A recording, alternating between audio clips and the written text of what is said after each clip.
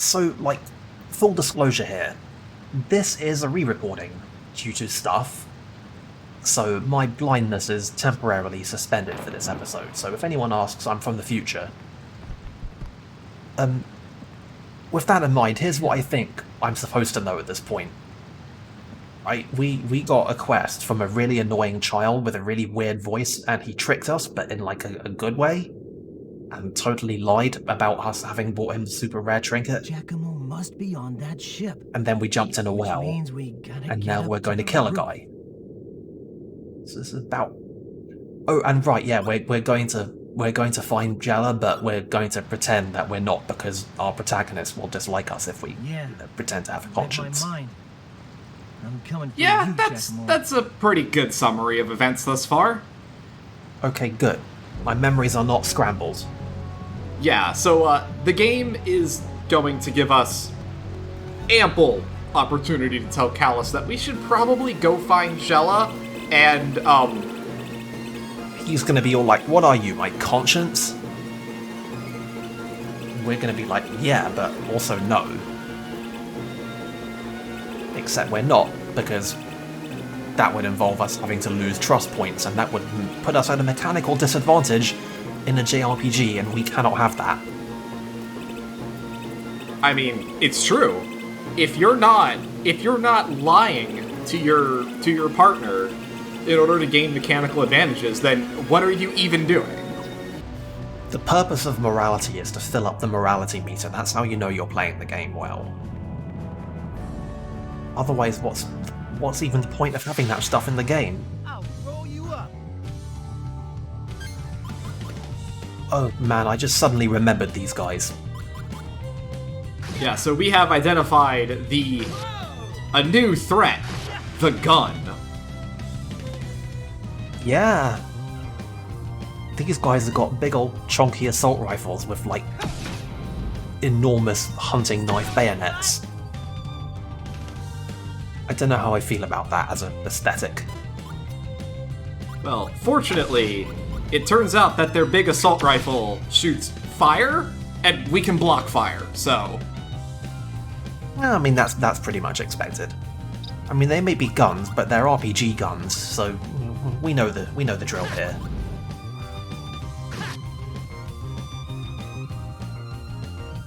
Yeah, otherwise the soldiers aren't really anything to write home about. They're a little chunky. They've got about 70 HP a pop, and they are mildly resistant to fire. Not in any substantial way, but 20%'s not nothing. Yeah. You'd expect soldiers to have some resistance to fire. That's mostly just a joke about bullets. You say, what you don't really expect them to be able to handle is the game deciding to be like, here, have a super card. Yeah, and to think we could have been nice and humane instead of having that, and I'm like, what's even the point of that? It's not even the choice at all. It's barely a moral dilemma. So yeah, that is the direct manifestation of the trust mechanic. In that, yes, as now that the game has acknowledged it, we will be going and we will occasionally just get cards like that. They're not always going to be useful, mind you. When I was replaying to get back to this point, I got a fire one of those cards when I was fighting a bomb, which was maybe not ideal. Nah. I can see how that might be kind of a pain, but, But yeah, so now, every so often, when we're going through a combo, the game will just be like, hey, you want to annihilate whatever this is, right? Plenty of fascinating intersections between JRPG combat systems and, actual literal gambling. This one time I went and I read up on all the weird under-the-hood percentage rolls that are happening in Dragon Quest, like Dragon Quest 1. And there's this entire system going on, and you can pause it all out and you can read up how it all works in a guide, but it turns out that they just go to enormous effort to engineer these situations where you're in a fight, and you're like, oh wow, this cool thing came along and I'm going to take full advantage of it. And that's an entire field of game design. Just making random good stuff happen. Modern video games. Anyway, it's good to see that this game is keeping that tradition alive, and in an appropriate setting where the battle system is like basically poker. Someone's coming. It's fitting, you know? Yeah, no, honestly, a better analogy might actually be like literally Yu-Gi-Oh! Like that, like they literally built the heart of the cards in as a mechanic. What a relief. Had they failed, And I'm here for I it. can't imagine what sort of punishment we'd be in for. My thoughts echo yours, sire. Anyway, this is Lord Rodolfo. He is the ruler of the island, and I'm sure you will be surprised to learn that he's a bootlicker. The insolence. Giacomo, was it? How dare I think I said this in the first recording at exactly this point, but that other guy sounds exactly like the doctor from the first town, from the Empire. whose name I still can't remember. Did she But, like, truly they believe she could get away with that? Literally have the same voice, I could swear. Crossing the Emperor alone is asking for certain death. Heaven knows what treasure she was after. Yet our visitors from the Empire didn't seem to have dug anything up from the forest, sire. If it wasn't for treasure, then why did they need to send in a scouting team? What were they up to in Moonguile Forest? I do hope nothing terrible is about to happen. There are rumors about that forest. Both ancient That's real, and like, ominous. images that precede unfortunate events. .txt. You're referring to the old legends, are you? Something about an evil monster being held in by a seal? Nonsense. I don't care what the Empire is up to. I'm in no position to meddle. It would be wise of you to stay out of their way too. Unless you want to end up like that foolish girl.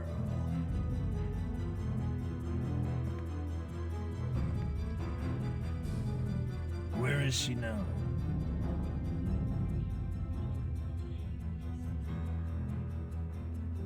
We still have her locked up in the guest room. It seems she took quite a stomping from them.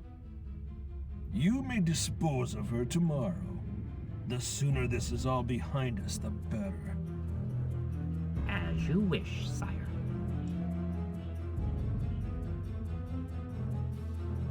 The Goldoba will be leaving shortly.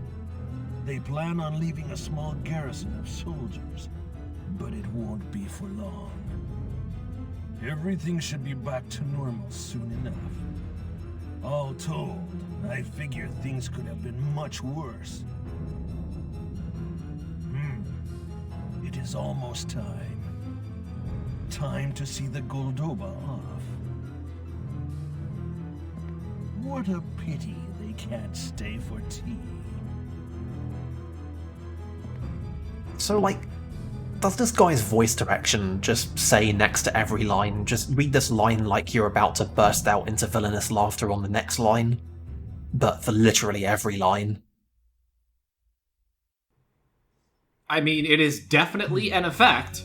So the Goldoba's leaving soon. Like, just, Don't have much time. you can cut for any one of those lines to just a clip of him going, ha ha ha. And it would have been completely fitting. Good idea. We should find Giacomo before doing anything. So, else. once again, Let's go. we have been reminded that Giacomo is about to leave, and we should probably go find him now. I mean, or we could do the right thing. Nah. Yeah, you're probably right. Besides, this is a JRPG, not a Western RPG, so there's not actually going to be any branching. So we're going to do it all anyway. We know how these things work.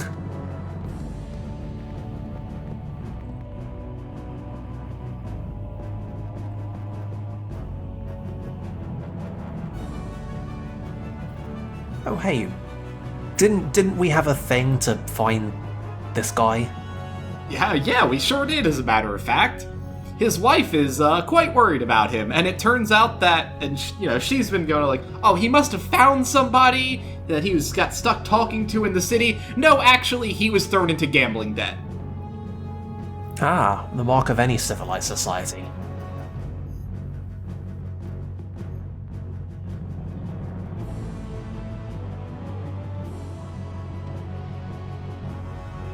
What a great husband. I don't see why we needed the pendant for that. I mean, honestly, it seems like he's just gonna sell that thing and do more gambling. I don't know, maybe that's overly cynical of me.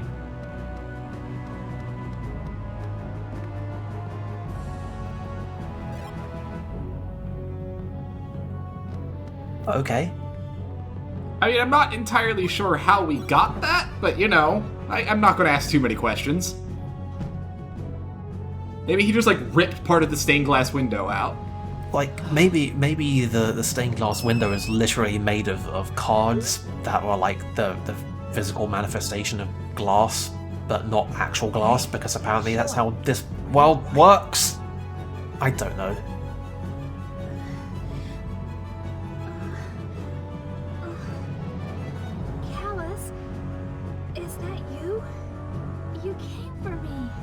Callus, is that you? You came for me. Well, I guess that's technically true? Yeah. We were going somewhere, and you were between us and where we were going, so I guess by virtue of inference, we came to you. The logic checks out. Terrible. Give me a moment, please. Mimai, you're here too. Thank you. Don't worry. I'll be fine.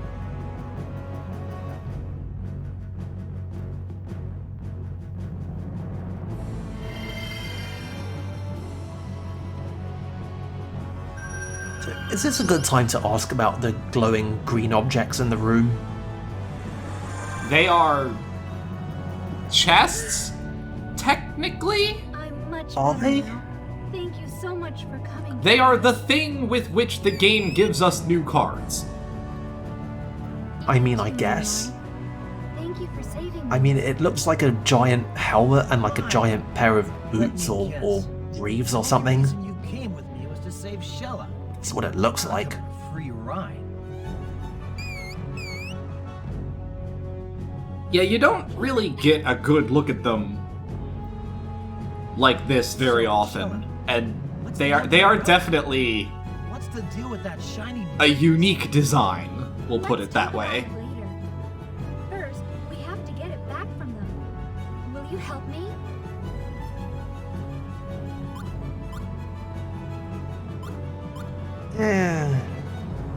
Nah. I mean, we're not really in the business of getting this card back. I mean, do we really care? I really need your help. It's like the game's doing that thing again, where it's like Thank you so much. it's you doing a dialogue choice that's written as though it's you speaking to Callus, and then she responds as though Callus said it, Imai, what about but you? also she's talking to you, so that whole thing is just really weird, and I feel like this whole thing has just been edited really sloppily. I don't know. Maybe the way this is all written made more sense in Japanese. figures. Right? I feel like if it involves pronouns at all, then I don't know a whole bunch about Japanese, but I'm pretty sure that pronouns are exactly the kind of situation where you can have a dialogue box that's like, I'm gonna help you, and it could end up getting localized as let's help her. That just seems plausible, I guess. Language is really fucking weird, guys.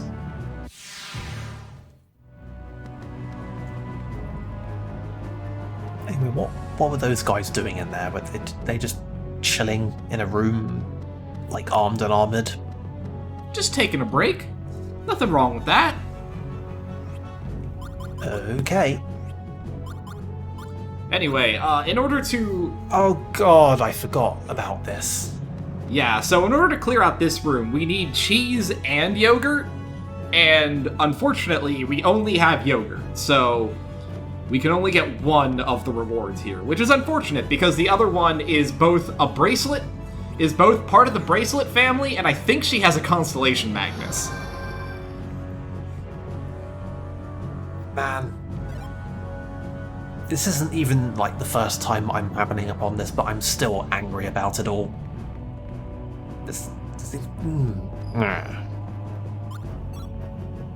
Video games. Anyway, we should probably take a second to go level up and get Jella up to speed before we go up those stairs, just a hunch. Yeah, I'm getting some real, like, upcoming boss fight vibes for some reason. I mean, it's obviously nonsense. I'm just worrying about nothing. I guess it's a time-honored JRPG tradition to have a party member leave for a while and then come back and be hilariously underleveled. That's just the kind of thing we come to expect these days. Anyway, what's our plan? So, no surprises, but we're probably gonna have a fight with Giacomo coming up here.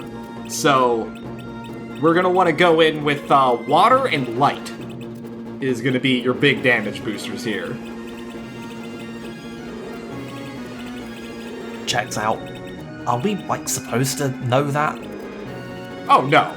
No, most of these, like, all this stuff cut, like, where you see me doing a whole bunch of stuff like that, is that I played it, I figured out what I needed, and then when I went to record it, I set up accordingly. To the roof is just Ah. ahead, I guess.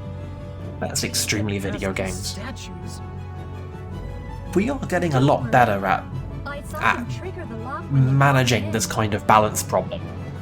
Where in order to have a game that, like, Sticking out around consistently comes out at about the right kind of difficulty, but also manages to meaningfully reward There's a switch near the preparation, LED. but also manages to be consistent enough that preparation is, like, Unlock the mechanism. in any way logical?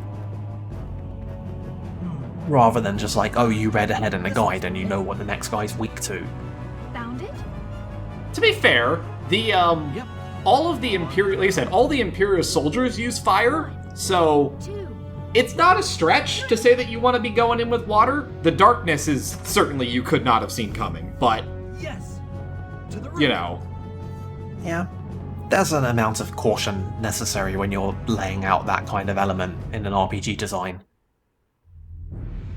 It's stuff like the Final Fantasy VII Remake does something pretty similar, where it's got a lot of surprisingly consistent rules about what stuff's effective in what context, and it means that you can, like, you can always build ahead, usually.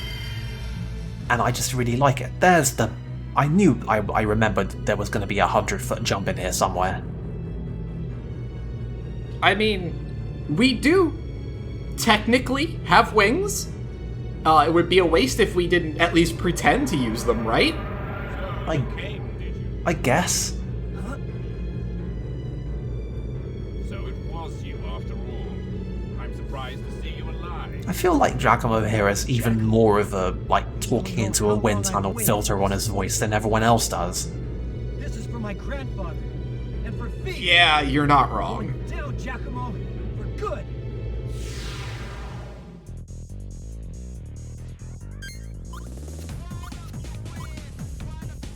Wow, this is a musical shift. Yeah, Chaotic Dance is an interesting choice of battle theme. Now. Like it's like we've shifted out of Sakuraba and gone into what's his name? Azaraba? I can't remember his the Final Fantasy 13 guy. But in like the Final Fantasy 13-2 mood. Yeah, this song definitely has some 13-2 vibes. Oh god, this is gonna bug me for at least another 5 minutes. I'm going to look up his name now. Otherwise I'm not gonna be able to stop thinking about it. Anyway, so basically anytime Giacomo shows up, the game has a violent difficulty spike. Which, I mean, to be fair, is good. It's nice to have that kind of consistency, I guess? Like, I find it's pretty rare that games are like, oh, this is your rival character. I'm sorry, what the fuck was that sound? Don't worry about it. You're going to be hearing it a lot. I'll finish you. I gotta admit, I do worry about that. That's not an unworrying statement, but you know, don't mind me, as you were. Go on. But yeah, so like a lot of games, like when they introduce a character like this, like, oh, you know, this guy's your rival or whatever, and you know, it's really doesn't, they really don't sell it very well. Whereas like Giacomo is like very, very much like every time you fight him, and you will fight him multiple times throughout the game, he is a significant difficulty spike. Like, in this case, not only does he have about 1,000 more HP than anything else we've fought, he's the first character to get 2 turns, and he's the first character to have his own finishing moves. Ones that he will use on basically every single combo. Oh, alright then. Fire first. Ah, Amuzu. That's the guy's name. Wait, Masashi Hamaza? No, he did Vanilla 13. Pretty sure he did 13 too. Well, no, he did part of it, but the only parts of 13-2 soundtrack he did were the ones like directly related to like lightning.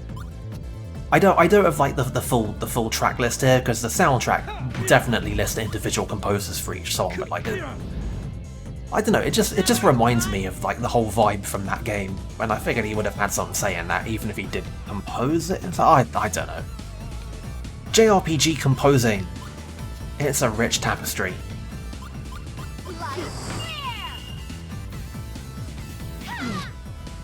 I swear there were also a bunch of tracks in like Final Fantasy VII Remake that I thought like, oh, that's him, that's definitely him, and then I went and looked them up in the soundtrack, and like not only were they not him, they were literally Uematsu doing this like weird techno trancey stuff.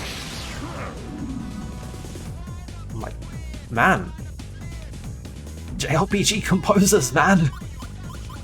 Yeah, I forget who, but there is definitely someone. One of the guys that was on the 13-2 sound team did most of those weird songs like that. The names I'm getting crop up here are Hamazu and one Naoshi Mizuta. Yeah, there was Mizuta. The name I want to say is Matsuo, but I don't think that's right. Is that all? I'm not cracking open the full soundtrack to look at this, but you know, I absolutely could, but I won't. Anyway, how are we getting on in the... Oh god, my ears. How are we getting on in the video game? You winning, son? God damn it. We're getting there. Like I said, Giacomo is definitely far and away the hardest thing thus far, so he's gonna take a bit more beating than most folks. It is good when games other than, like, Platinum Games character action titles manage to get this kind of consistent thing going where, like, there's that one guy who's good. JRPGs, like, they can do it because they can just futz with numbers a lot more than another game might, but, like, I can't really remember a lot of examples of, like, where it really stuck and it wasn't just something completely arbitrary. Like, oh, I don't know, off the top of my head, Final Fantasy IX has a bunch of times when you fight Beatrix, and she can hit you reasonably hard, but, like, it's still just basically just a fight, and then you fight her, and then she busts out a cutscene move and it's like, hey, you're all dead now because the plot says that I completely destroyed you. And Zedaina's like, well, I guess we're dead now. You know, except for that one point in the game where they, like, don't die and then she immediately joins you and everyone's fine, but no, let's ignore that. Yeah, no, Giacomo... I mean, obviously I've been playing it fairly cautious with regards to healing, but, like, I mean, if I was more inclined to go purely on the offense, like, Giacomo would be doing probably about 70 to 80 damage per turn, and, you know, he gets 2 turns for each of his attacks, and the characters have, like, 300 HP, so, like, you can see how it would get out of hand very quickly.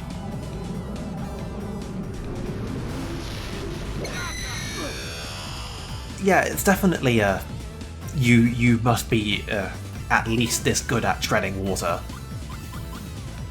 Like, it's not so much a damage race as like you have to be able to keep up with a surprising amount of incoming, as well as making progress on your own terms.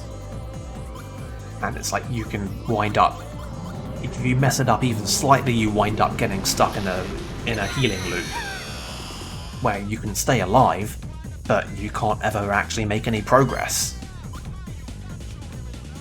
So I can see how that kind of a concern might work.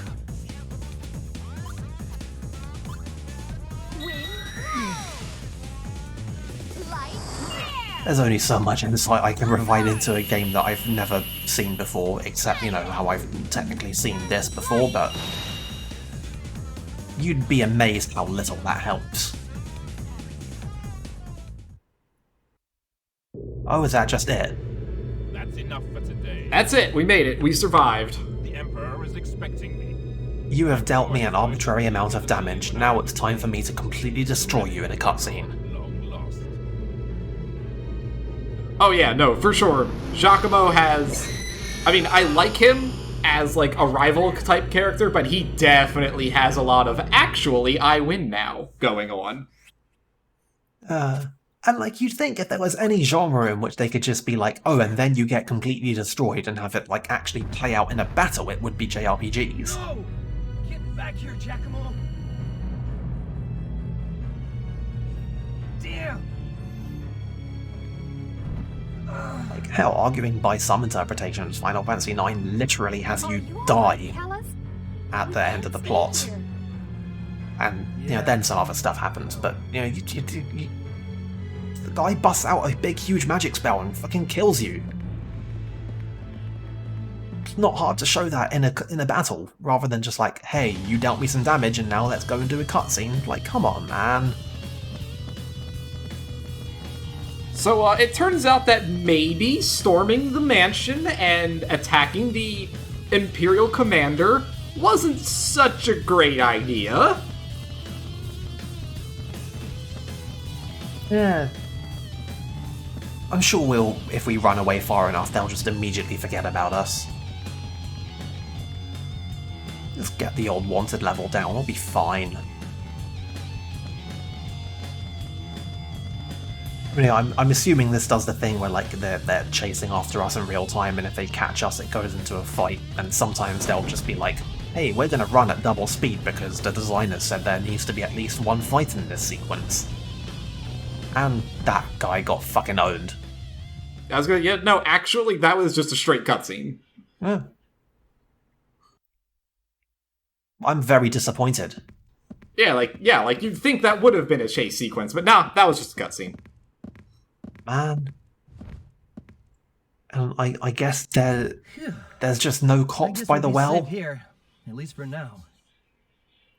Emperor Geldablame seems to be trying. Well, I mean, it is the hideout of Pololo III, the Lord of Shadows. Is that what you were So they talking just can't about find in the us forest? here. An evil god or something? Yes.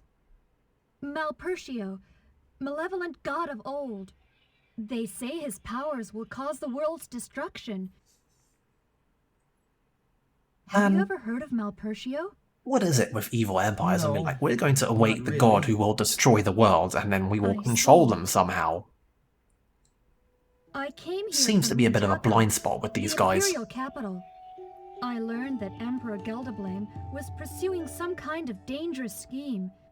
I've been trying to find out what it is exactly. I managed to steal a pendant, which seems very important to them, and then I fled.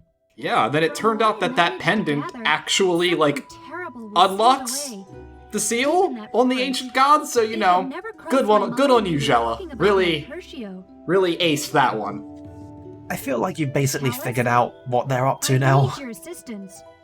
I must uncover the Emperor's plot and put an end to his ambitions. If the evil god Anyway, that was a rare occasion where them just like completely blanking out the point where they definitely said your name actually still kind of flowed as a spoken sentence. You're asking the wrong guy. The Empire's plans? The fate of the world? I couldn't care less. Wah, Be wah. realistic here, Sheila. There's our protagonist. You alone against the might of the Empire? How are you gonna pull that off? Hey, we can't say he's not a pragmatist, right? You can't be serious. If you want someone to die a glorious death with you, look somewhere else. I won't be Yeah, sparing like, my life Callus is an asshole about it, but you can he understand that, is right? right. Yeah, it's like, hey, would you like to fucking die in my cause? At least And you I'm like, agree with me. no? Good to know I'm not the only sane one here. So you don't care about what could happen to the world? That's not what I'm saying. But as far as I know, it's none of my business. Period. So that is surprisingly considerate of him. Like, I would have expected him just to be like, no, I don't care about literally any of it. Well, you can do what you want. It's your life, so you should take your own path, Sheila. I have some unfinished business to take care of. By the way, if I were you, I'd leave this island as soon as possible. Chances are you've already earned yourself a spot on the Empire's most wanted list. Unlike us, our hands are squeaky clean. Not just me. I'm sure you're right up there on the list too, Callus. Besides, that man you're after, Giacomo, he's from the Empire too, isn't he? You've got it mixed up. The bone I have to pick is with Giacomo, not with the whole Empire. Well, I mean, I don't think I don't think she's fighting with the entire Empire either, though, Callus. Who knows? Yeah. Again. Sometime, somewhere. Man, everyone's just being so reasonable. No, wait! You're leaving the island, right? The only way out is to take a liner to Diadem, the land of the clouds. We'll be taking the same ship, so we might as well stick together, at least for now. You mean this place isn't the land of the clouds? Like, I thought I saw a lot of clouds. Oh, no, you haven't seen anything yet. Alright then. In any case, apropos of nothing, I feel like the background music from that last scene would have fit absolutely right in Fire Emblem Fates, and not just because it literally has the same little 3-note sequence that they snuck into literally every track on that soundtrack, because that's just what they do these days. Like, seriously, go back and listen to this and tell me that's not the Fire Emblem Fates refrain. I'm gonna be real, I have blanked out as much of Fire Emblem Fates as humanly possible, so I'm gonna take your word for it. It's all sunk beneath the ocean's grey waves. No, fuck you. This video is over.